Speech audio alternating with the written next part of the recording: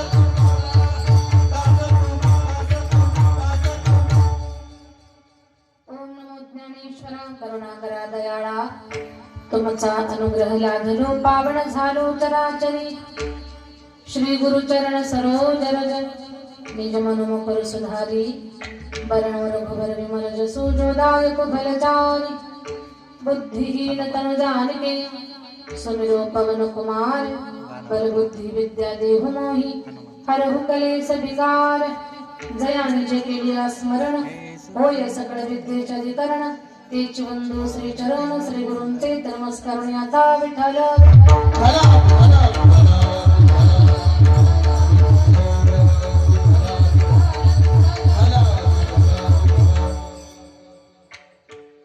संतांची बाई हा माझा विश्वास सर्व भावे दास झालो त्यांचा तिची माझे हित करीती सकळ जेणे हा गोपाळ कृपा करी प्रस्तुत कीर्तन रूपी सेवेसाठी निवडलेला अभंग महान भगवत भक्त श्रीमंत संत वैराग्याची महामूर्ती वैराग्याचं ज्वलंत प्रतीक असणारे सदैव वैकुंठाला जाणारे पाचव्या वेदाचे निर्माते विश्ववंद्य जगद्गुरु तुकोबारांचा चार जन्माचा सर्वांच्या परिचयाचा लक्षातील अशा अर्थाचा आणि आपलं कल्याण कोणत्या मार्गाने होणार आहे त्या दिशेने आपण वाटचाल करावी दिशा दाखवणारा अभंग संतांचं महत्व आपल्या समोर मांडणारा अभंग आज आपल्या सप्ताहातल्या 5व्या दिवसाच्या कीर्तनाच्या सेवेसाठी निवडलेला आहे.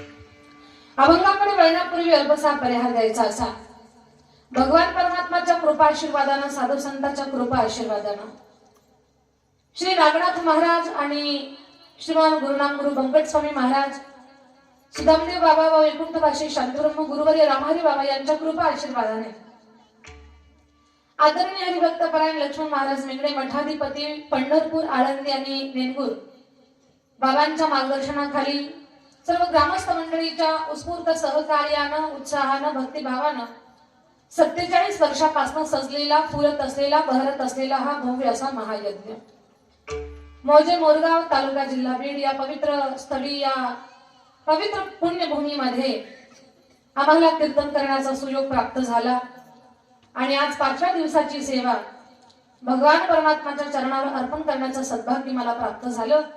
आजच्या कीर्तनाचं सौजन्य ज्यांनी स्वीकारलं सौ रंजना नवनाथ कागदे टेकडे सौ संगीता सुभाष कागदे सौ अश्विनी अण्णासाहेब कागदे या सर्व माझ्या भगिनींसाठी एकदा कौतुकाची टाळी वाजवू आपण. आजच्या कीर्तनाचं सौजन्यदान स्वीकारून त्यांनी आम्हाला इथपर्यंत घेऊन येण्याचं खूप मोठं मोलाचं कार्य केलेलं आहे आणि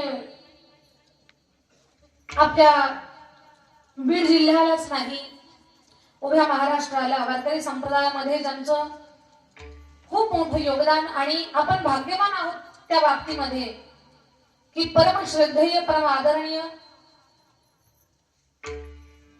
ब्रह्मलीन योगीराज गुरुनाम गुरु परम श्रद्धेय परम आदरणीय बंकट स्वामी महाराज स्वामी महाराजांच्यामुळे आपल्या बीड जिल्ह्याला एक अध्यात्माची खूप मोठी श्रीमंती प्राप्त झालेली आहे खूप मोठं वैभव प्राप्त झालेलं आहे. स्वामींच्या मालिका स्वामींचा काकडा स्वामींचं भजन अजूनही त्या जुन्या चाली खूप भक्तिभावानं आपल्या मठाच्या माध्यमातून नेकनूरचा मठ असेल आपला वानगाव फाट्यावरला असेल पंढरपूरचा मठ असेल या माध्यमात या तिथून ज्या चाली ज्या जोपासल्या बाबांच्या स्वामींच्या जुन्या त्या आजही भक्तिभावानं गायला जातात. काही लोक या भागात जन्माला नाही आणली पण आता युट्यूबच्या माध्यमातून कुठली कुणाचंही गाणं कुणाचंही समजा आपण त्यांचं ज्ञान असेल काय असेल सगळ्या गोष्टी युट्यूबच्या माध्यमातून आपल्याला कळतात. तर त्या स्वामींच्या चाली महाराष्ट्रभर लोक गातात त्या जपून ठेवलेल्या स्वामींच्या मुखातल्या. मग त्यांनाही माहिती नाही की या चाली कुणाच्या आहेत तर मुळात आपण शोधायला जावं तर काकड्यातल्या ज्या सुंदर अंतःकरणातला भाव जागा करणाऱ्या ज्या गोड चाली आहेत त्या आपल्याच नेकनूरच्या मठातून आपल्याला स्वामी महाराजांच्या आणि उद्या महाराष्ट्राला हे दान प्राप्त झालं त्या बाबतीमध्ये आपण भाग्यवान आहोत.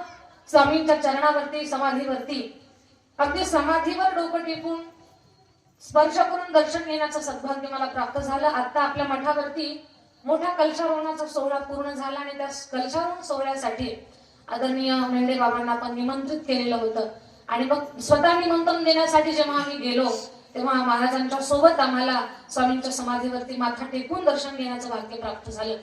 आणि अगदी आपल्या निकनूर संस्थांच्याच अध्यक्षतेखाली हा भव्य असा सोहळा आज आम्ही तुमच्या गावामध्ये आलो. याही अगोदर एक 8-10 वर्षापूर्वी मला मोरगावमध्ये कीर्तनाचा योग प्राप्त झाला होता, पण त्याला खूप सारे दिवस झाले, आता मलाही जास्त आठवत नाही. आज पुन्हा एकदा आम्ही तुमच्याकडे आलो. तुमच्या सगळ्यांच्या वतीनं या कार्यक्रमाच्या आयोजक, नियोजक, संयोजक या सगळ्यांच्या वतीनं आपलंच लेकरू, आपल्या गावचं रत्न, आमच्या हरिभक्तपरायण ओंकार महाराज कागदे, ओंकार दादांनी मला फोनवरती संपर्क केला. खरं तर ही माझी भावंड महाराष्ट्रभर फिरतायत आणि उभा महाराष्ट्र किती यांच्यावरती प्रेम करतो आम्ही हे डोळ्यानं पाहतोय. कुठेही जाऊ द्या महाराष्ट्रात, आम्ही कुठेही जाऊ द्या, ती माझी भावंड जिथे असतील ना तिथे आम्हालाही असं आमची छाती गर्वानं फुगल्यासारखी होते. कारण आपलेच भाऊबंद आहेत, आपलेच भावंड आहेत आज साथीसाठी. आणि लोक यांना आवर्जून बोलावतात. किती मोठा वक्ता असेल, किती बडी बडी गाणारी मंडळी असतील, भरत महाराज असतील, ओंकार दादा असतील, ही सगळी मंडळी, ओंकार महाराज जगतात, या सगळ्या गुणी लेकरांना महाराष्ट्र खूप प्रेम करतो. आणि धनवान माणसं असतील काय, ज्ञानवान माणसं असतील काय, संप्रदायातली मोठी उंचीची माणसं असतील काय, किंवा श्रीमंतीमध्ये खूप मोठी असतील, संप्रदायाशी जी जोडलेली आहेत ना, ती सगळी यांच्यावरती प्रेम करतात. आणि त्या बाबतीमध्ये आपण आपल्या गावाचं काय म्हणावं लागेल की असं लेकरू आपल्या गावामध्ये रत्न तयार झालं. मी तर म्हणते ओंकार दादासाठी आणि या लेकराला ज्या माऊलीनं जन्म घातला त्या आईवडिलांसाठी एकदा जोरात टाळी वाजवा. ओंकार महाराज आपल्या गावचं भूषण आहे आणि म्हणून आमच्या ओंकार महाराजांनी मला फोनवरती संपर्क केला. मी माझ्याकडे सेवा स्वीकारली. या कीर्तनासाठी आपल्याच बीड जिल्ह्यातलं रत्न, उत्कृष्ट असं ज्यांचं गाणं आहे, सरळ निष्पाप निरागस ज्यांचा स्वभाव आहे, असे संगीत विशारद हरिभक्तपरायण भागवत महाराज नरवडे, भागवत दादासाठी एकदा कौतुकाचे टाळी वाजवू. सुग्रीव गुरुजी रोज आहेत, पण आज त्यांना अचानक अडचण आल्या कारणानं नाही थांबता आलं. मृदंगाच्या साथीसाठी स्वतः ओंकार महाराज आहेत, हार्मोनियमचे साथ देणारे हरिभक्तपरायण राजेंद्र नाना आहेत, आपल्या गावचं सगळं भजनी मंडळ, परिसरातून पंचक्रोशीतून आलेले भाविक जन, भागवत महाराजांसोबत सुरुवातीला ज्यांनी गायलं, शातूबाबांची माझी ओळख आहे, पण नाव लक्षात राहत नाही. तर काय वयानुसार नाव लक्षात राहत नाही. दादा नाही, माझं वंदन आहे. बाबा तुम्ही कोणत्या गावावरून आले? शेषराव महाराज कोळवाड्याने. तुम्ही मुळूक मामा, तुम्ही दुसऱ्या गावावरून आले. आपण सगळी बाहेर गावावरून आलेली मंडळी, गावातलं भजनी मंडळ मस्त काही पायावरी, या वारकरी संतांच्या माझी विद्यार्थिनी शर्वरी, राधिका आदी करून सर्व माझ्या विद्यार्थिनी, 2-2 वजनदार काही टेन्शनच नाही, चोपदार भक्कम आहे.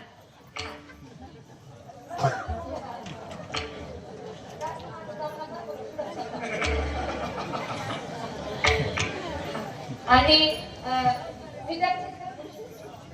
आपल्या लोंढे गुरुजींचे, खरं तर आपल्या भागामध्ये जगदाळे गुरुजींच्या आणि लोंढे गुरुजींच्या या ज्या मुलांना घडवणाऱ्या, मृदंगाचार्य कीर्तनकार घडवणाऱ्या ज्या संस्था आहेत, त्याच्यामध्ये आदरणीय हरिभक्तपरायण विष्णुपंत महाराज लोंढे गुरुजी, रामहरी बाबा वारकरी शिक्षण संस्था, संस्कार आश्रम वानगाव फाटा, तर गुरुजींचे विद्यार्थी आहेत.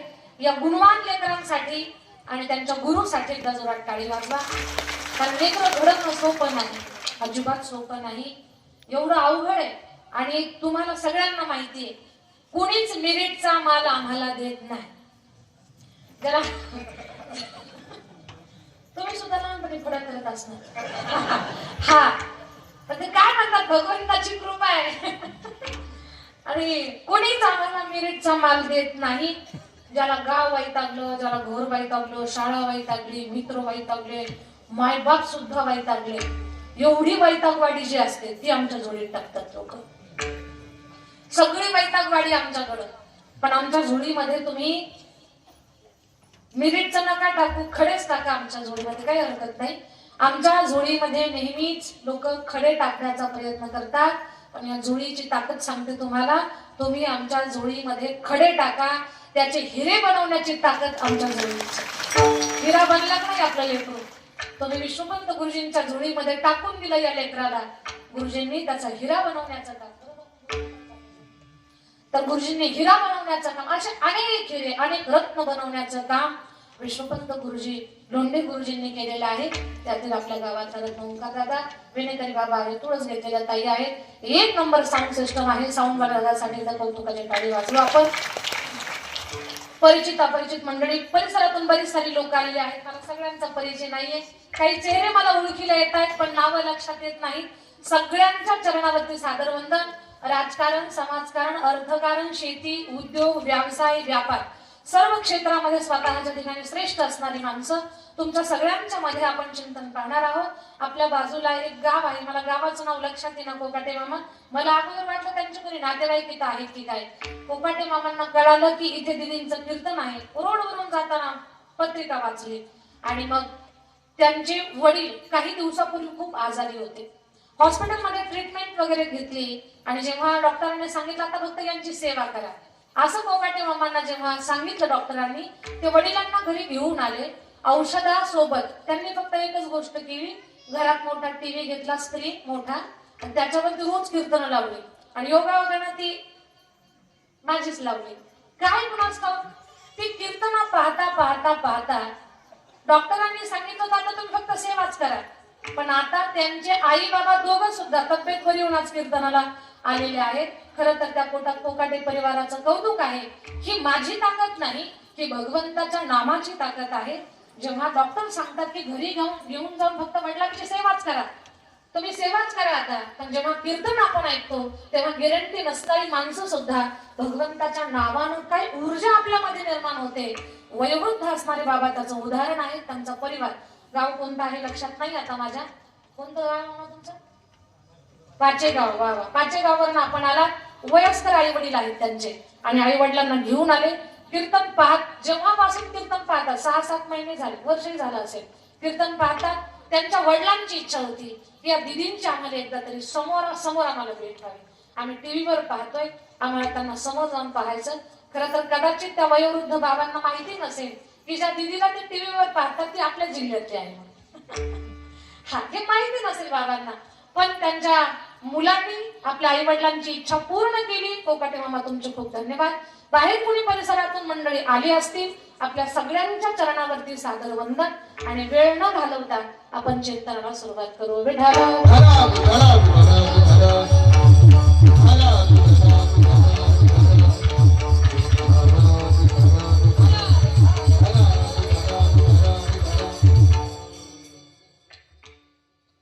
संतांची पायी हा माझा विश्वास, सर्व भावे दास झालो त्यांचा. अभंगाचा सरळ अर्थ सांगते. तुकोबारायांचा अभंग घेतलेला आहे. समोर बसलेली सगळी माझी भावंड, दादा बाबा काका, तुमचे बऱ्यापैकी चेहरे मला लक्षात येत आहेत पण मला नावं लक्षात येत नाही. आपल्या सगळ्यांचंही या गावकऱ्यांच्या वतीनं किंवा तुम्ही जर गावातलेच असाल तर या व्यासपीठावरून मी अंतःकरणपूर्वक सगळ्यांचं स्वागत करते. अभंगाचा अर्थ पाहू.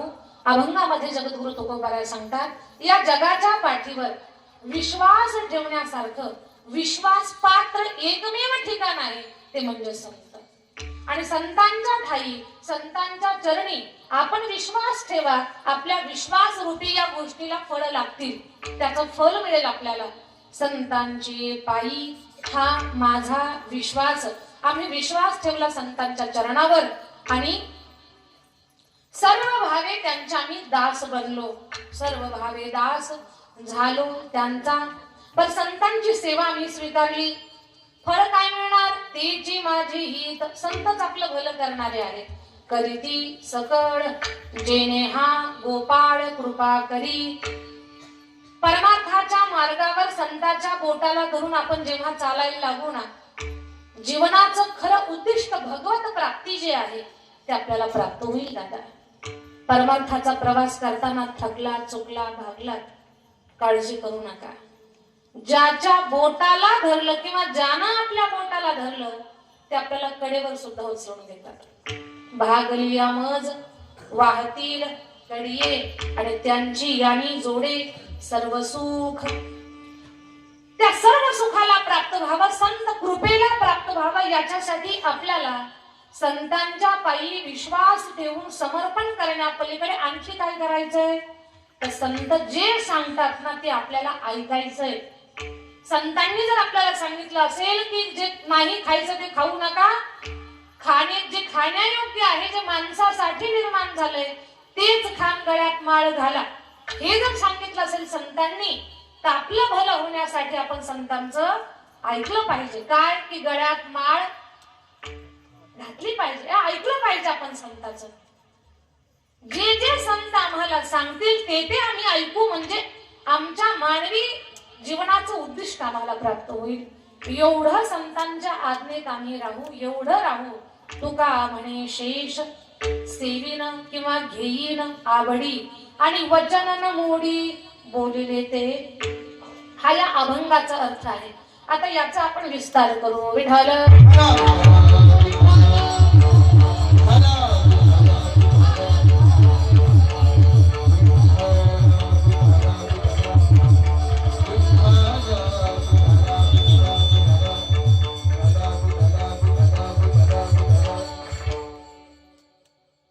अभंगाचा अर्थ मी तुम्हाला सांगितला. आता या अभंगात आपल्याला प्रवेश करायचा आहे. अभंगामध्ये प्रवेश करण्या अगोदर काही गोष्टी मला तुम्हाला सांगायच्या. ज्या जगद्गुरु तुकोबारायांचा अभंग मी सेवेसाठी निवडलेला आहे ते जगद्गुरु तुकाराम महाराज साधारण संत नाही. जगद्गुरु म्हणतात की महाराज किती उंचीचे आहेत.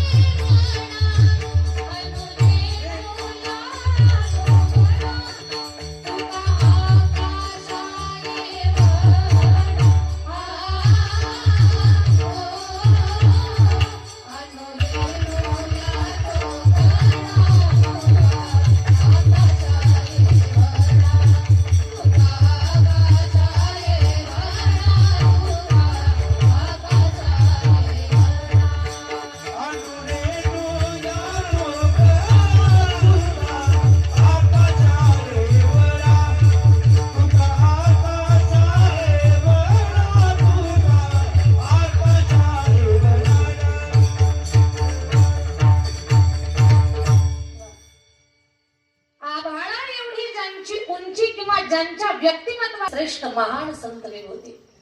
थोडस लक्ष देऊन ऐका. माणसाच्या शरीराच्या उंचीपेक्षाही जगामध्ये माणसाच्या विचाराच्या उंचीला जास्त महत्व आहे. शरीरानं खूप उंच आहे, पण विचार जर डबक्यातले असतील, बेडकाचे असतील, उपयोग नाही. माणूस शरीरानं गुटका असू दे, पण विचारानं माणूस महान असला पाहिजे. आणि वैचारिक महत्व माणसाला सत्संगानं प्राप्त होतं, चांगल्या लोकांच्या संगतीनं प्राप्त होत असतं. जगद्गुरु तुकोबारायांच्या चरित्रामध्ये धर्माची 10 लक्षणं आहेत, म्हणून जगद्गुरु तुकोबारायांच्या व्यक्तिमत्वाला एवढी उंची प्राप्त झाली. धर्माची 10 लक्षणं नेमकी कोणती आहेत? धृती, क्षमा, दमोस्तेयम, शौचमिंद्रिय निग्रहम, धीरविद्या, सत्यम, क्रोधो, दशकम धर्म लक्षणम.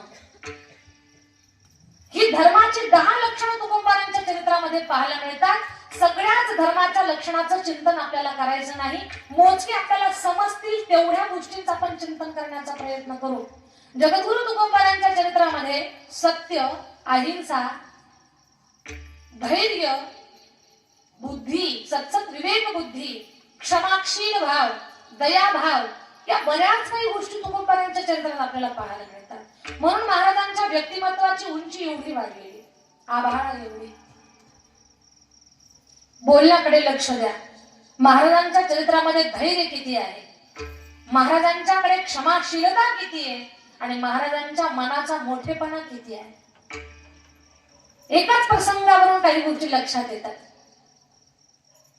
देहू गावामध्ये जिथं विठ्ठल मंदिर आहे, त्या विठ्ठल मंदिरामध्ये लोकांच्या दर्शनासाठी सकाळच्या वेळेला गर्दी. दर्शन करावं आणि संध्याकाळी त्याच मंदिरात तुकोबारायांचं कीर्तन ऐकावं. तुकाराम महाराज रोज कीर्तन करायचे. महाराजांच्या कीर्तनाला लोकांची गर्दी. जो श्रोता आज कीर्तन ऐकायला आला ना तो दुसऱ्या दिवशी अजून कोणाला तरी घेऊन यायचा. आमच्या कीर्तनात लोकांना बोलवावं लागतं, या चला बसा. आणि त्यात इथं आले तर आले, बरेच जण समाधी लावतात. अजून नाही लागली ना कुणाला समाधी? हा, बरेच जण समाधी लावतात. पण महाराजांच्या कीर्तनामध्ये माणूस तटस्थ बसून कीर्तन ऐकतोय. रोज महाराजांच्या कीर्तनात गर्दी वाढते. एवढं सुंदर कीर्तन तुकोबारायांचं, एवढं सुंदर, एवढं गोड भजन, एवढं गोड भजन. बोलावा विठ्ठल पाहावा विठ्ठल, बोलावा विठ्ठल, बोलावा विठ्ठल,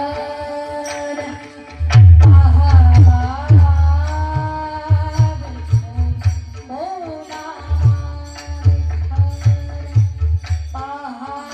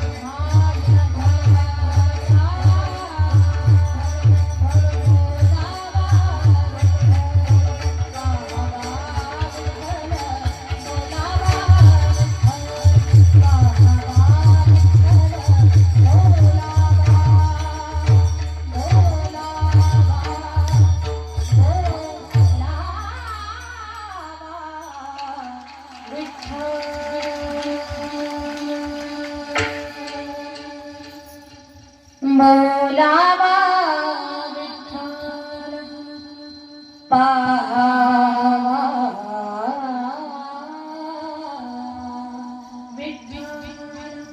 महाराजांच्या कीर्तनामध्ये माणसाला समाधी लागावी, भाव समाधी जागी व्हावी, काय नवल. दगड सुद्धा मग्न होत होते भजनामध्ये. तुकोबारायांच्या कीर्तनाची गोडी लोकांना लागली बरं. रोज लोक महाराजांच्या कीर्तनाला गर्दी वाढायला लागली. आणि त्याच देहूगावामध्ये मंबाजी बुवा नावाचे एक लोक म्हणत होते संत, पण ते अंगारा धुपारा करणारे होते. लिंबू आणा, नारळ आणा, दोरा आणा, आणि मग त्याच्यावरती त्यांची दुकानदारी चालत होती. पण लक्षात घ्या, लिंबू नारळाला बळी पाडून भोळ्या भाबड्या लोकांचा वेळ वायाला घालणं, त्यांना अंधश्रद्धेला बळी पाडणं. तुकाराम महाराजांनी काय असं सांगितलं नाही की तुम्ही तिकडे जाऊ नका, पण महाराजांनी सत्य लोकांच्या समोर मांडलं. बाबांनो, अंगारा धुपाऱ्याच्या नादी लागण्यापेक्षा भगवंताचं भजन करा आवडीनं. जेव्हा जास्त भजन कराल, जेवढी जास्त नामसाधना कराल, तशी पाप कमी होतील, आणि पाप कमी झाली की पुण्य वाढल, आणि पुण्याईनं तुमच्या जीवनामध्ये सर्व सुखाचा सुकाळ होईल. सोपं सूत्र आहे, लक्षात घ्या. आज आपल्या जीवनामध्ये ज्या काही अडचणी असतील, ज्या काही समस्या असतील, ते एकच कारण आहे, आपण अगोदर काय काय गाठोडे घेऊन आलो ते माहिती नाही आपल्याला. आज खूप अडचणीचे दिवस असतील तर समजावं, काहीतरी आपण चुकीचं कर्म केलेलं मागच्या जन्मातलं, त्याच्या मागच्या जन्मातलं माहिती नाही आपल्याला.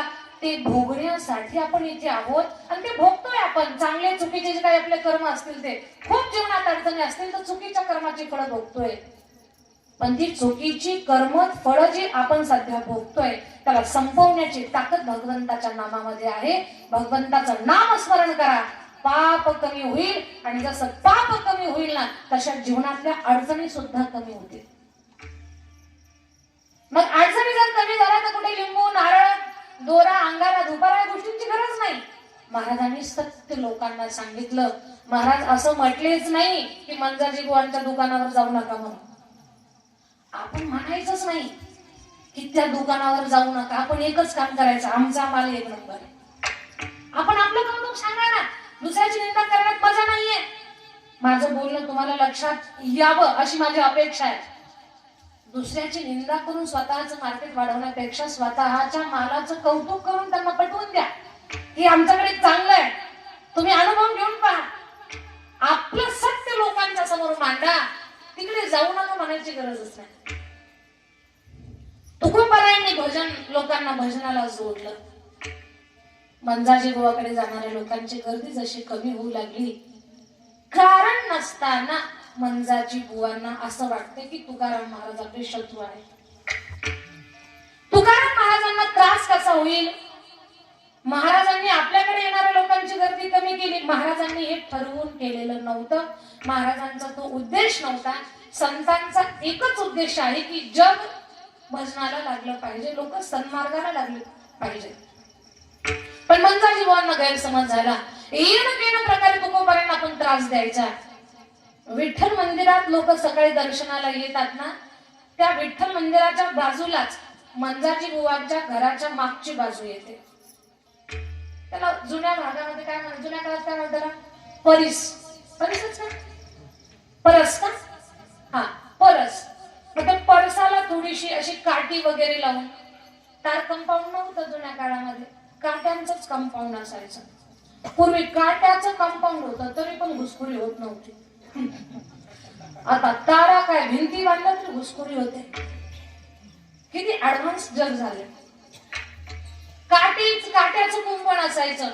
मग त्या कुंपणावरली एक काटेरी फांदी उचलली, ज्याला हजारो काटे लागलेले होते, आणि ती काटेरी फांदी थोडीशी लोक दर्शनाला ज्या वाटेवरून जातात ना, त्यांना पायाला टोचल अशा हिशोबात टाकली. जगात असतात अशी काही माणसं की लोकांच्या वाटेवरती काटे टाकण्याचं काम करत असतात. मग त्या वाटेवर काटे टाकले. बऱ्याच लोकांना त्रास होत होता. कुणाच्या साडीला लागतोय, कुणाच्या कपड्याला काटा लागतोय, कुणाच्या पायाला टोचतोय. तो त्रास सहन करत लोक दर्शन घेत आहेत. तर तुकोबारायांनी जेव्हा दर्शनाला गेले, पाहिलं त्यांनी, आणि वाटेवर काटे कोणी टाकले, काटे बर कोणी टाकले याच्या असं म्हणण्यापेक्षा ते उचलून थोडस कडेला ठेवू आपण. काटेरी फांदी महाराजांनी उचलली आणि फक्त त्या काटेरी कुंपणावर टाकली. काट्याची फांदी उचलून घरी घेऊन गेले नाही. ज्यानं टाकले त्याला भांडायलाही गेले नाही. कुणी टाकली ती माहितीच नाही, पण उचलून काय केली, कुंपणावर टाकली. याच्यात मला सांगा महाराजांचं काय चुकलं? आपणही तुकोबारांच्या जागेवर असतो तर आपण हा प्रयत्न केला असता. जर आपलं अंतःकरण शुद्ध असेल तर आपण हा प्रयत्न केला असता की ती फांदी उचलून आपण कडेला ठेवली असती. तेच महाराजांनी केलं, फांदी उचलली आणि कडेला टाकली. निमित्तच पाहिजे होतं मंजाजी बुवांना. मंजाजी बुवा रागानं लाल झाले. कोणी उचलली काठी, कोणी उचलली फांदी? लोक म्हटले तुकोबारांनी उचलली. एवढी हिंमत तुकाराम महाराजांची. तीच फांदी घेतली आणि हजारो काटे ज्या फांदीला लागले ना, त्या काटेरी फांदीनं एवढं मारलं महाराजांना, एवढं मारलं. पाहणाऱ्यांच्या पोटात तुटत होतं. हात जोडून विनंती करत होते, मंजाजी बुवा या गोड्या भाबड्या माणसाच्या बाबतीत असं वागू नका हो, असं तुम्ही काट्यानं मारू नका हो. आज चूक काय झाली? लोकांच्या पायाला काटे टोचत होते, फक्त उचलून बाजूला सरकवली. त्यात असा मोठा कोणता गुन्हा केला? नका असं करू, या देव माणसाला नका मारू. थोडासा अभ्यास आणि चिंतन करून मला सांगा, तुकाराम महाराज काहीच विरोध करू शकत नव्हते का? की आपल्याला कोणीतरी काटेरी फांदीनं मारताय, निष्कारण मारताय आणि आपण निमूटपणे सहन करतोय, हे महाराज विरोध करू शकले नसते का? महाराज विरोध करू शकले असते, पण महाराजांना खूप मोठा आपल्या चरित्रातून संदेश लोकांना द्यायचा आहे, सहनशीलतेचा. तुकोबारांनी सहन केलं. त्या पाहणाऱ्या गर्दीमध्येच कोणीतरी पळत गेलं आणि जिजामा साहेबांना सांगितलं, महाराजांना बेगम मारहाण चालू झाली. पतिव्रता माऊली होती ती. तुम्ही म्हणाल काय रोज उठलं की शिव्या देत होती? महाराजांना कमी द्यायच्या पण विठुरायाला जास्त देत होते का? पांडुरंगाला कळालं आपल्या मालकाला कोणीतरी मारताय, बाईनं हातातलं काम टाकलं जिजामाऊलीनं आणि पळतच सुटल्या. जशी वीज कडकडावी तशा कडकडायला लागल्या रस्त्यानं. त्या जर इथं बोलत असतील तर अगदी 500 पावलावरती त्यांचा आवाज जात होता. मंजाजी बुवाच्या कानावर आवाज आला, कोणीतरी हळूच बोलला, रे जिजामाऊली आली. मंजाजी बुवा पळाले तिथून. मंजाजी बुवा एवढे शूरवीर होते तर त्यांनी थांबायचं होतं ना तिथे. जिच्या पतीला मारलंय ती माऊली आली, आता तिच्यासोबत 2 शब्द बोलून काय चुकलं ते तरी सांगायला पाहिजे होतं. पळाले ते आणि घरात आतल्या खोलीत दडून बसले. जिजा मातांनी महाराजांना सांगितलं, तुम्ही थोडं थांबा, ज्यानं तुम्हाला मारलंय त्याचा फेतच पाहते. आता बाई किती धाडशी असेल विचार करा. आपल्या पतीवर किती प्रेम आहे विचार करा. आपल्या पतीचा कैवार घेऊन, बाजू घेऊन ते माऊली मंजाजी बुवाला भांडायला निघाली. मंजाजी बुवाच्या दारात उभी आहे, बोट मोडून कडकड शिव्या देते, खूप जोरात बोलते आणि माझ्या मालकाचा गुन्हा काय बुवा तो अगोदर सांगा, बाहेर या, अगोदर माझ्याशी बोला, नंतर माझ्या मालकाकडे जाऊ. मंजाजी बुवाजी आतल्या खोलीत लपले, बाहेरच नाही निघत, आलेच नाही बाहेर. आतूनच पाहायचे आवाज चालू आहे का बंद आहे, आणि मग अंदाज घेऊन बाहेर यायचं का नाही त्यांनी ते ठरवलं. जिजामाऊली थोडा वेळ बडबड केली, गेल्या. तुकाराम महाराजांना घेतलं घरी. महाराजांच्या अंगावरती गरम हळदीचं काय असेल लेपन केलं. त्यांना जी दवा वगैरे जमते ती सगळी केली. चटणी भाकरी खाऊ घातली आणि म्हणतात, का हो एवढा मार खाल्ला, काय गरज आहे मार खाण्याची? तुम्ही शब्दाने विरोध केला असता तर मंबाजीच्या हातातली काठी खाली पडली असते. पण असे कसे हो तुम्ही? सहन काय करता तुम्ही? पहिले असे नव्हते महाराज. हे काय तुमच्या स्वभावाला झालं काही कळना. आता झोपा, या हळदीनं सकाळपर्यंत बरं वाटल. बिचारी जिजामाऊली बडबड करून थकली होती, झोपी गेली. पण महाराजांना कीर्तन केल्याशिवाय झोप येत नव्हती. जिजाबाईला झोपू दिलं आणि महाराज गुपचुपच घरातून बाहेर आले. काय सांगू तुम्हाला, लोक सुद्धा महाराजांची वाट पाहत होते. तुकोबाराई येतील, कीर्तन करतील. महाराज कीर्तन करायला उभे राहिले, पण महाराजांचे रोजचे श्रोते म्हणजे मंबाजी बुवा होतेच. महाराजांच्या कीर्तनात असायचेच ते रोज. आज मंबाजी बुवा दिसच ना कीर्तनाला, तुकोबारांना कीर्तनच करावं वाटत. आता मला थोडस सांगा, ज्याच्या सोबत आपली भांडणं झाली त्याच्या तोंडाकडे पाहून कीर्तन करावं वाटेल का? कल्पना करा, चोपदार बाबा भांडणं झाली आपली आणि तुम्हीच माझ्या समोर बसले, मला कीर्तन करावं वाटत? नाही करावं वाटतं. माझं जाऊ द्या, तुमच्या दोघात भांडणं लागले तर तुम्हाला शेजारी उभा राहावं वाटेल का? म्हणजे तुमची भांडणं नाही पण या कदाचित झाली नाही राहावं वाटणार. पण महाराज पहा किती मोठी क्षमाशीलता आहे. अरे ज्यानं सकाळी मारलं ते कीर्तनाला नाही म्हणून महाराजांना कीर्तन करावं वाटतं. तुकोबाराय म्हणतात आज कीर्तनात काही मन लागना, कारण माझा जो खरा श्रोत आहे तो नाहीच माझ्या समोर. सगळ्या लोकांना सांगितलं तुम्ही भजन म्हणा, मी आत्ता आलो. कारण त्या मंदिराच्या बाजूला तर मंजाजी बुवाचं घर होतं. लोक भजनामध्ये तल्लीन. तुकोबाराय गेले, गोधडी घेऊन झोपले होते मंजाजी बुवा तोंडावर. महाराज गेले आणि त्यांचे हात दाबायला. कोण हात दाबतायत? मी आले. कोण? तुकाराम महाराज. तोंडावरच काढलं. तुम्ही? हा मंजाजी बुवा, सकाळी तुम्ही मला मारलं नाही का? तुम्ही स्वतः मनाला लाजले असताल, खाजल झाले असाल आणि मला मारून तुमचे हात दुखत असतील. काय भाव आहे. ज्यानं मार खाल्लाय त्याची त्या काट्याच्या टोका एवढी सुद्धा तक्रार नाही. आणि ती व्यक्ती म्हणते की मला मारून तुमचे हात दुखत असतील, मी तुमचे हात दाबून देतो, पण कीर्तनात चला बरं. तुम्ही कीर्तनात दिसणार म्हणून मला कीर्तन करावं वाटणार. चला. लाजले मंजाजी बुवा मनाला स्वतःच्या, लज्जित झाले आणि तुकोबारायांच्या कीर्तनात पुढे येऊन बसले. खरं तर मंजाजी बुवाच्या खोड्या पुढेही अजून थांबलेल्या नव्हत्या.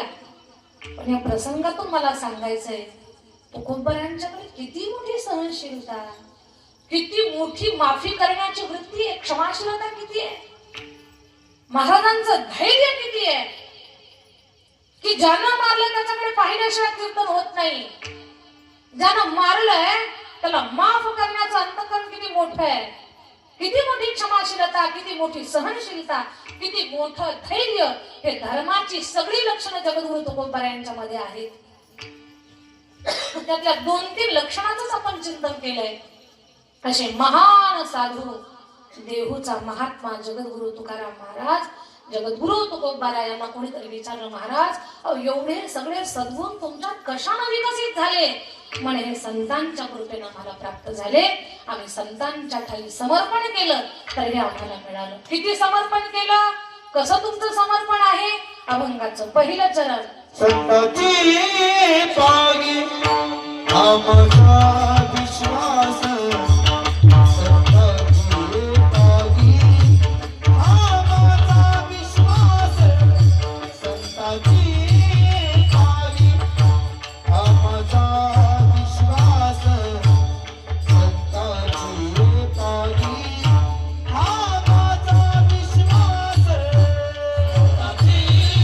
पागी आमचा विश्वास, संतांची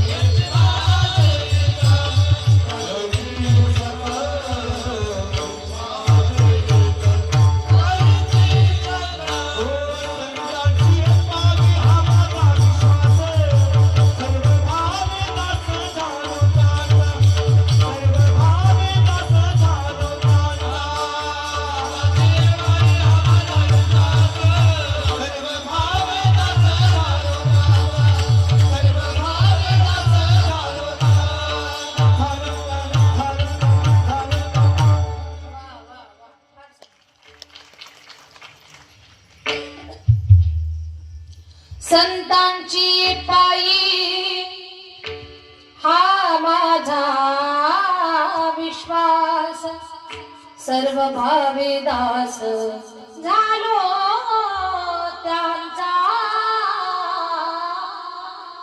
संतांची पायी हा माझा विश्वास, सर्व भावे दास झालो त्यांचा. जगद्गुरु तुकोबाराया या जगातलं विश्वासपात्र ठिकाण सांगतात. संत हे असं ठिकाण आहे बरं मोरगाव, लक्ष देऊन ऐका. संतांवरती माणसं विश्वास ठेवतात. काय नवल, संतावरती देव सुद्धा विश्वास ठेवतात. यात काय नवल, संतावर राक्षस सुद्धा विश्वास ठेवतात. राक्षस कुणावर विश्वास ठेवतील का? ज्याला कुणावरच विश्वास नाही त्याचं नाव राक्षस. त्याच्या पुढे सांगते, ज्याला स्वतःवर सुद्धा विश्वास नाही त्याचं नाव राक्षस. पण राक्षस सुद्धा कोणावर विश्वास ठेवतात? संतांवरती विश्वास ठेवतात. कारण विश्वास पात्र ठिकाण केवळ संत.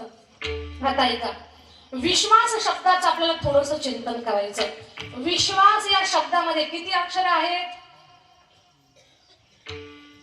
झोपले का काय? मी तुम्हाला विचारते सगळ्यांना, मोरगा कुठे? मोरगा हेच आहे ना मोरगा. विश्वास शब्दामध्ये 3.5 अक्षर आहेत. आपला देह आपल्याच हाताने मोजा. किती?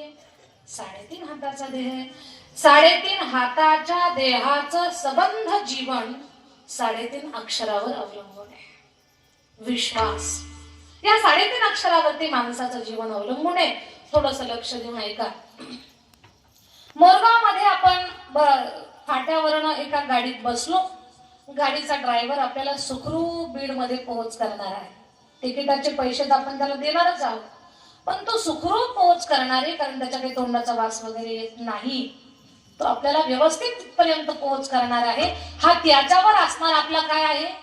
विश्वास आहे. आपले घरचे गेलेले माहेराला, कोणीच नाही. शेजारचे सुद्धा लग्नाला गेले. आपण एकटेच घरी, भूक लागली, हॉटेल शिवाय पर्याय नाही. आपण हॉटेलमध्ये गेलो जेवायला.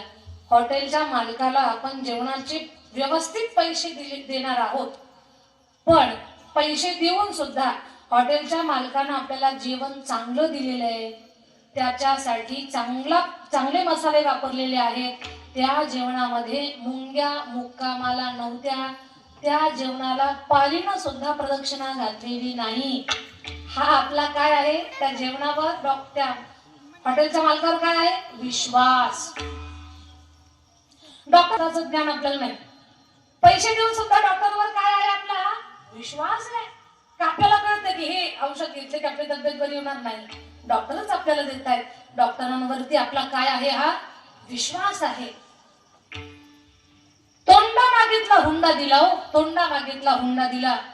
आपली पोर सुखानं सांभाळते. हुंड्यापेक्षाही जास्त मोठा काय आहे? विश्वास.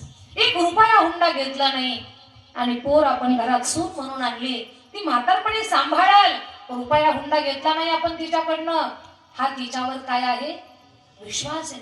पण कधी कधी विश्वासाला तडे जातात का? एकदा कीर्तनात एक आजीबाई रडत होत्या. म्हातारी माझ्या समोरच बसलेली. अख्खं कीर्तन म्हातारी रडते. मला वाटलं कीर्तन खूपच समजलं वाटतं आजीला. कीर्तन ऐकून म्हातारीचे अष्टसात्विक भाव जागे झाले की काय असं वाटलं मला. कीर्तन संपलं आणि मी म्हातारीकडे गेले. सगळे लोक मला भेटायला आणि मी आजीला भेटायला. म्हटलं आजी, साऱ्या कीर्तनात तुम्ही रडत होतात, कीर्तन कळालं का हो तुम्हाला? दीदी, कीर्तन कळालं, पण कीर्तन पटलं, पण अख्खं कीर्तन माझ्यावर होतं. म्हटलं बरं झालं. अख्खं कीर्तन तुमच्यावर आजी? हा दीदी, अख्खं कीर्तन माझ्यावर. म्हटलं आजी, रडायचं काय बरं कारण? का रडत होत्या तुम्ही? राहू द्या दीदी, कुठं सांगा आमच्या संसाराचे कारण आहे तुम्हाला. तुम्ही भगव्या कपड्यातली माणसं, तुम्हाला काय करणार आमचं दुःख. म्हटलं आजी, जरी आम्हाला कळत नसलं तर तुम्ही सांगा, तुमचं मन हलकं करून घ्या. नाही म्हणे, राहू द्या दीदी. म्हटलं आजी सांगा बरं, कुणाचा त्रास आहे तुम्हाला? घरात एवढं रडत होत्या तुम्ही कीर्तनात. म्हटलं आजोबा काही त्रास देतात का तुम्हाला? म्हातारी म्हटली, दीदी, माझ्या म्हाताऱ्यासारखं म्हातारा अख्ख्या मोरगाव मध्ये नाही. म्हातारा चांगलं आहे?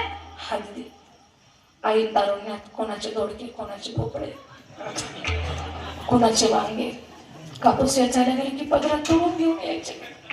अख्खं गाव मला भांडायला यायचं, पण म्हातारा माझ्याच बाजूला बोलायचं. म्हटलं म्हातारा छान आहे, एक नंबर. म्हटलं मग काही पोराचा त्रास नाही दीदी, माझ्या पप्यासारखा पप्या अख्ख्या मोरगाव मध्ये नाही.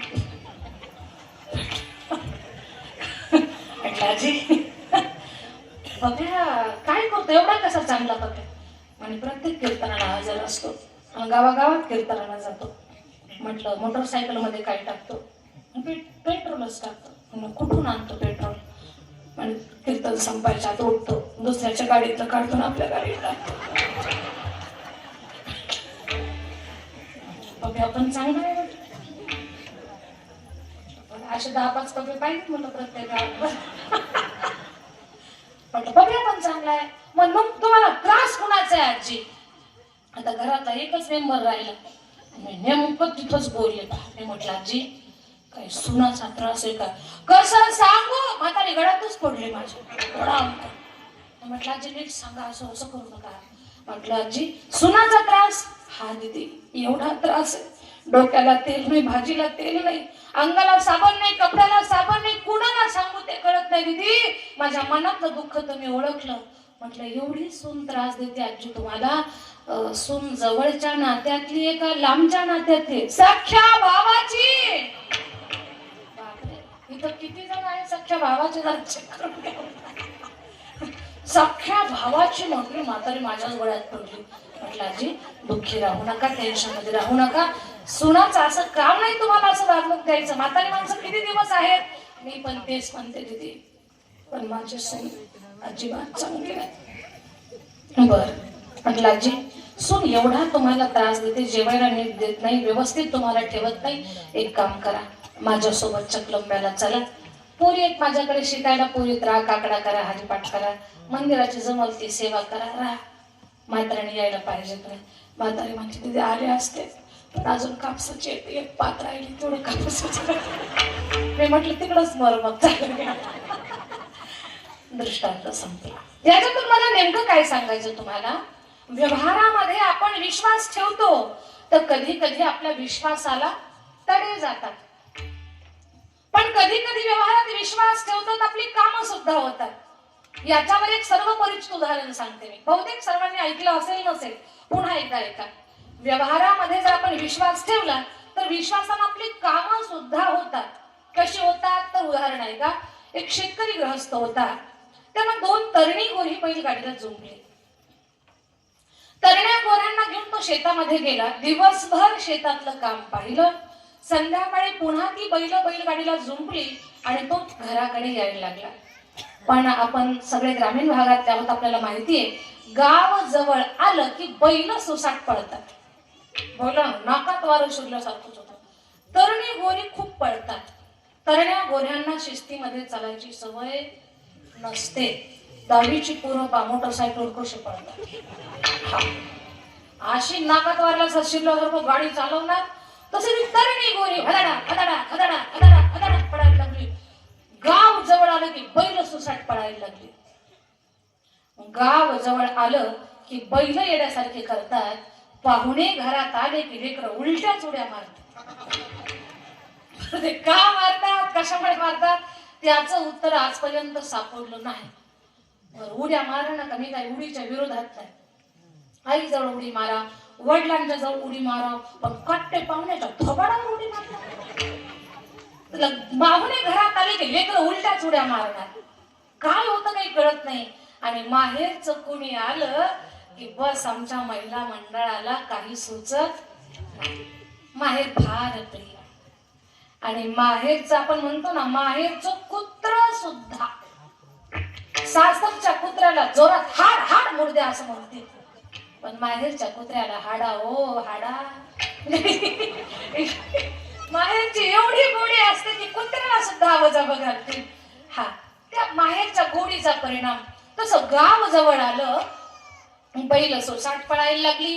गाडीवरचा ताबा सुटला, बैलाच्या नाकातली व्यसन तुटली, गाडी जोरात पळायला लागली. माणूस घाबरला, लोकांना म्हणायला लागला, दादा बाबा काका रस्त्यावरनं बाजूला व्हा, माझा गाडीवरचा ताबा सुटला, बैलाच्या नाकातली व्यसन तुटली, मी हात जोडते तुम्हाला, बाजूला सरका हो दादा, बाजूला सरका. लोक बाजूला सरकली, पण गाडी गावच्या वेशीत आली आणि वेशीत होती शांता काकू. काकूला पाहिलं, काकू गावात एक नंबर भांडकुदळ. काकूला भांडण केल्याशिवाय खाल्लेलं सुद्धा पचत नाही अशी अवस्था काकूची. आपल्या गावातली काकू असेल तर आपल्या गावातली काकू सोडू. आणि मग काकूला पाहिलं हे थरथर कापायला लागलं. ते म्हणतात, काकू गाडीवरचा ताबा सुटला, पहिल्याच्या नाकातली रसन तुटली, चाक पायावरनं जाईल, दुखापत होईल तुम्हाला. काकू बाजूला सारखा, काकू बाजूला सारखा हो काकू. काकून बाजूला गेलीच नाही. काकू म्हटले, काय रे बाजूला सरकू, रस्ता काय तुझ्या? रिकाम्या जागा घरी गेल्यावर मला नाही सरकणार बाजूला. काकू रस्ता तुमचाच आहे, बाजूला सरकाव, चाक पायावरनं जाईल. काकू नाही गेली बाजूला, चाक आलं, भर पायावरनं गेलो, कडकन पाय मोडला. काकून दवाखान्यात जायचं तर पोलीस स्टेशन मध्ये गेले, केस नोंदवली. केस कोर्टातून बोर्डावर आली. एक घरात रडत बसलं. त्याची बायको म्हटली, असं रडू नका, एक वकील लावा, निर्दोष मुक्त व्हा. आलं वकिलाकडे. वकील साहेब, 7 पिढ्याला कोर्ट कचेरी माहिती नाही, मला याच्यातून बाहेर काढा, तुम्ही मागताल ती तुमची फीस मी तुम्हाला देईन. ठरलं. वकिलांना सांगितलं, मी याच्यातून निर्दोष बाहेर काढतो, पण माझ्यावर विश्वास आहे का? वकील साहेब, माझा तुमचा विश्वास आहे, मला याच्यातून बाहेर काढा. वकिलांना सांगितलं, मग एकच करा, हजारो प्रश्न विचारतील तुम्हाला, उत्तर एकच द्या, फक्त बुईंग म्हणा. म्हणे मी बुईंग सुटर, म्हणे विश्वास हो, म्हणे आहे. ठीक आहे. कटघऱ्यात उभं राहिलं ते. समोरच्या कटघरात शांत काकू, जज साहेब वरती, वकील आले, हातात पेन कागद. वकिलांना नाव विचारलं, नाव काय तुमचं? ते म्हटलं बुईंग. लिहून घेतलं बुईंग. वडिलाचं नाव? बुईंग. बुईंग, बरं बुईंग. आडनाव? बुईंग. वकील म्हटलं, हा बुईंग, याचा बाप बुईंग, याचा आडनाव बुईंग, सगळेच बुईंग कसे? अरे नंबर सुद्धा, 1 नंबर, 2 नंबर, 3 नंबर, सगळेच बुईंग. बरं ठीक आहे. गाव? बुईंग. होतं मोरगावच, पण बुईंगच म्हटलं. तालुका? बुईंग. जिल्हा? बुईंग. अरे चाललंय काय? बुईंग. ही बाई कोण? बुईंग. हिला कसं लागलं? बुईंग. काही जरी विचारलं तरी बुईंगच म्हणायचं. शांता काकूची तळपायाच्या मस्तकाला गिरी. काकू म्हटले, जज साहेब, मुडदा आज बुईंग बुईंगच करतो. काल तर जोरात म्हणत होता काकू, बाजूला सारखा, बाजूला सारखा. गाडीवरचा ताबा सुटलाय, बैलाच्या नाकातली रसन तुटली, चाक पायावरनं जाईल. मीच त्याला म्हटले, रस्ता काय तुझ्या? कोड सुटलं की नाही आता बुईंगचं? कोड सुटलं. साहेबांच्या लक्षात आलं, दोषी ही बाई आहे, या बाबाचा काही दोष नाही. पकडलं तिला, टाकलं कस्टडीमध्ये, त्याला निर्दोष मुक्त केलं. हे उड्या मारतच घरी आलं. नरनारा नरनारा नरनारा नरनारा आलं घरी उड्या मारत. आणि बायकोला म्हटलं, अगोदर कुरडई पापड भजे कर, खाऊ दे मला पोटभर. तिनं कुरडई पापड भजे केले. यानं 10 भजे एकदाच तोंडात भरले आणि ते चघळून आतमध्ये ढकलायचे. तेवढ्यात वकील दारात हजर. वकील म्हटले, ओ ग्रहस्थ, निर्दोष मुक्त केलं तुम्हाला, घरी येऊन भजे खाता, माझ्या पैशाचं काय? ते म्हटलं बुईंग. ओंकार बाबा, कीर्तन झालं, मला बुईंग कर.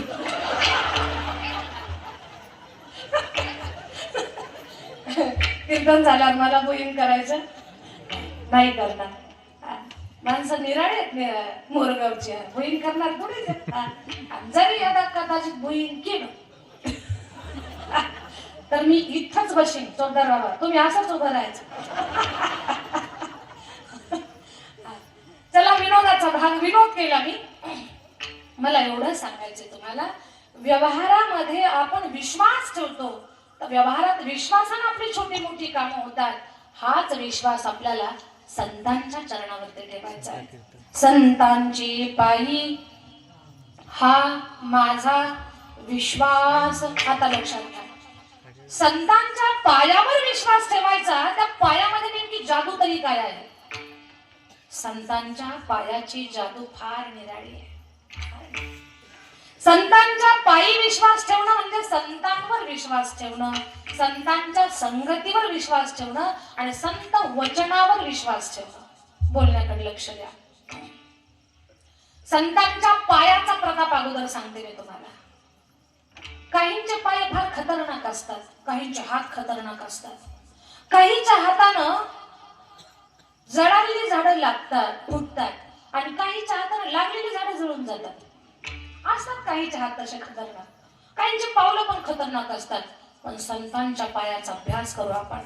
भागवतामध्ये आपण एका हत्तीची कथा ऐकली पहा. भागवतात असा एक हत्ती आहे की त्याचं खूप मोठं कुटुंब आहे. त्याच्या खूप साऱ्या पत्न्या आहेत, मुलं आहेत, सोना आहेत, नातू आहेत, नातसुना आहेत, पंतू आहेत, पंतूच्या पत्न्या पंत्या आहेत, असं खूप त्याचा विस्तारलेला परिवार आहे. त्या जंगलामध्ये त्याचं राज्य आहे. उन्मत्त सारखं जगतोय, झाडं काय मोडतोय, कोणाची घरं काय तोडतोय, त्याची खूप दहशत आहे. कोणाची? त्या हत्तीची. का? त्याच्याकडे फार मोठं त्याच्या परिवाराचं बळ आहे. त्याच्याकडे ताकदीच्या बळावरती तो लोकांच्या जंगलात राहणाऱ्या प्राण्यांवरती कधी कधी अन्याय सुद्धा करतोय. त्याला कोणी विरोध करू शकत नाही. एक दिवस सगळ्या कुटुंबाला घेऊन पाण्यामध्ये गेला. सोंडेत पाणी भरायचा आणि बायका लेकरांच्या अंगावरती टाकायचा.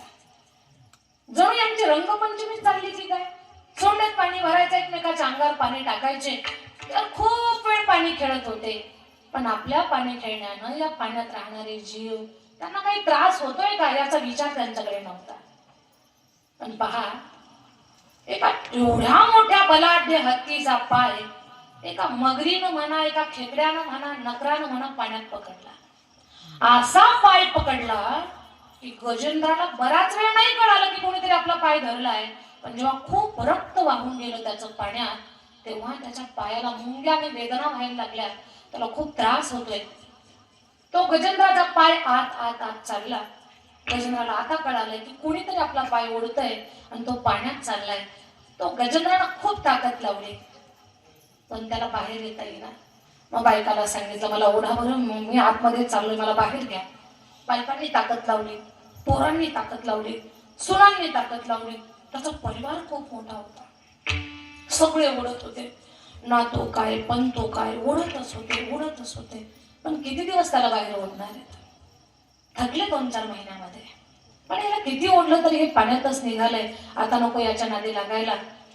सगळीकडेच नाही, पण क्वचित 100-200 हजार लोकांमध्ये एखाद्या ठिकाणी असं असतं की एखादं पेशंट बाजेवर 2-2, 4-4 वर्ष पडून असेल ना, कपड्यातच घाण करत असेल, चमचानं दूध चालू असेल, अंगावरती माशा बसत असतील, तर सेवा करणारे कधी कधी वैतागतात आणि म्हणतात पडू द्यायला. असं सगळीकडेच नाही, पण तुरळक कुठे कुठे या गोष्टी अशा घडत असतात. ते मेलेलं बरं असं वाटतं कोणा लोकांना. आपण त्यांच्यापैकी नाही. तसं गजेंद्रला किती दिवस ओढायचा, पडू द्यायला असंच. सगळ्यात पहिले पंतूच्या पत्न्या पंत्या गेल्या सगळ्यात अगोदर. मग पंतू गेले, नातसुना गेल्या, नातू गेले, सुना गेल्या, मुलं गेली, बायका सुद्धा म्हटलंय मात्र पडू द्या असं, चला आपलं. सगळेच सोडून गेले. आता गजेंद्र ओरडतोय, अरे मला असं सोडून जाऊ नका, अरे मला टाकून निघालात तुम्ही. त्याला समजलंय बहीण कुणाची,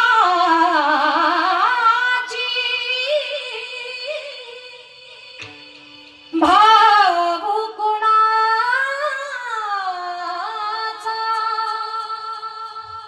कोण कुणाचे सगळे सोय रे. मेल्या मागे सर्व राहिले, तुटतील धागे दोरे, हो तुटतील धागे दोरे. नाही रे, नाही कुणाचे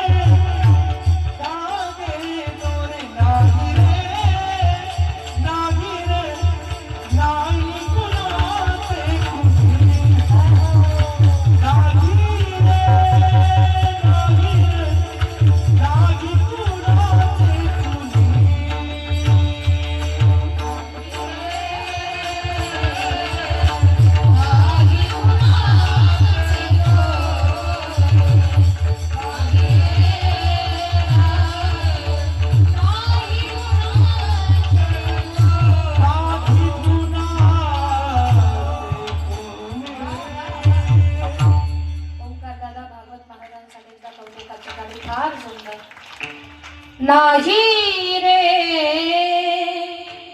नाही कुणाचे कोणी. आज गजेंद्राला कळालं आपलं कोणीच नाही. आवाज देत होता पण सगळे पाठ फिरवून निघालेले होते. जेव्हा माणसं संकटात सापडतात ना तेव्हा माणसं पाठ फिरून जात असतात आपल्याकडे. निघाले सगळे. गजेंद्राने विचार केला, अरे कोण आहे मला वाचवणार? ज्यांच्यासाठी मी उन्मत्तपणा केला ते सगळे मला सोडून निघाले. कोण आहे मला वाचवणार?